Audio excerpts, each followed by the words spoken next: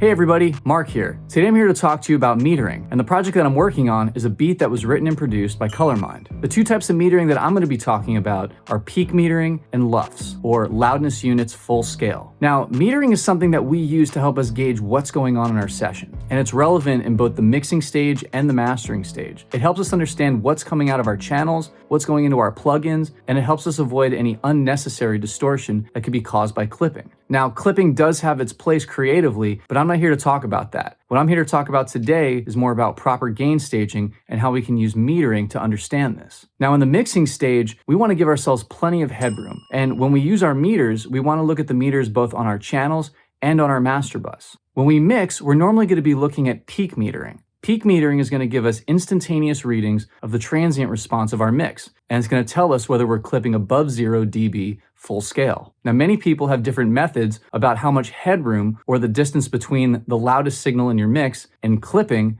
they want to have in their mix. I like to personally keep things between -8 and -3 while I'm mixing. Now, you'll notice in this mix, I bring up a meter and you can see my peak metering here. Now, I have plenty of headroom before I hit 0, and remember, 0 means that we're clipping. Whether or not we hear distortion when we're clipping is a whole nother story. But one rule of proper gain staging is that we want to give ourselves enough headroom, that way we're not hitting 0 as we're mixing. This is going to give us plenty of room when we start adding compression and limiting in the mastering stage. Now, depending on your DAW, you may have the ability to switch the type of metering that you have on both your individual channels or your master bus. I like to personally use the meters in Ableton Live as peak meters, and then I like to use Isotope's Insight 2 as a way to gauge both peak metering and LUFS. Throughout my channel strips, I'm going to see peak meters all through my plugins, and this is going to help me understand how loud each plugin is receiving signal. If a plugin is getting signal too much, then I'm going to see red, and that indicates clipping. Now, whether or not this sounds good is up to me. But if I am getting distortion and I don't know where it's coming from, it at least gives me an idea of the potential source of the distortion, and then I can pull things back and adjust. So as I said, peak metering helps us gauge when we're clipping, and it also helps us read the transient responses of our mix.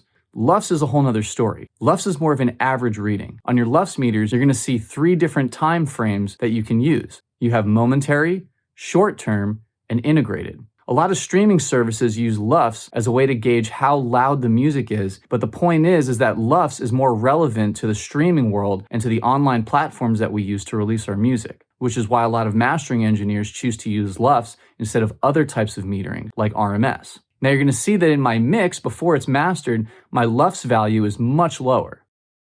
On my master, you're going to see that both my peak and my LUFS value are much higher. Now, when you're mastering and you start applying compression and limiting on your master bus, you're going to notice that your LUFS value goes up as well as your peak value. When you're mastering, you want to look at both your peak value and your LUFS value on your master meter. This ensures that you're going to reach whatever target LUFS value that you're going for. And then your peak meter is going to show you whether or not you're hitting over 0 dB full scale. Now, the debate on whether you want to master something close to 0 dB or over 0 dB is for a whole different discussion.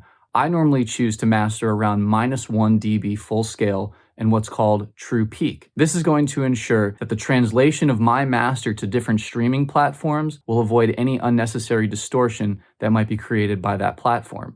That again is for a completely different video. Just make sure that you're aware, and that's the point. When you're metering, you just want to know what's going on, because if you're creating any unnecessary artifacts that you don't want, you just want to know where they're coming from, and you want to be able to adjust things accordingly. Don't forget to like this video and subscribe to this channel. Check out my website at markberrymusic.com, and also check out some awesome music and other great content at colormindmusic.com. And right now, click the link below and you can get 60% off on his pop guitar sample pack.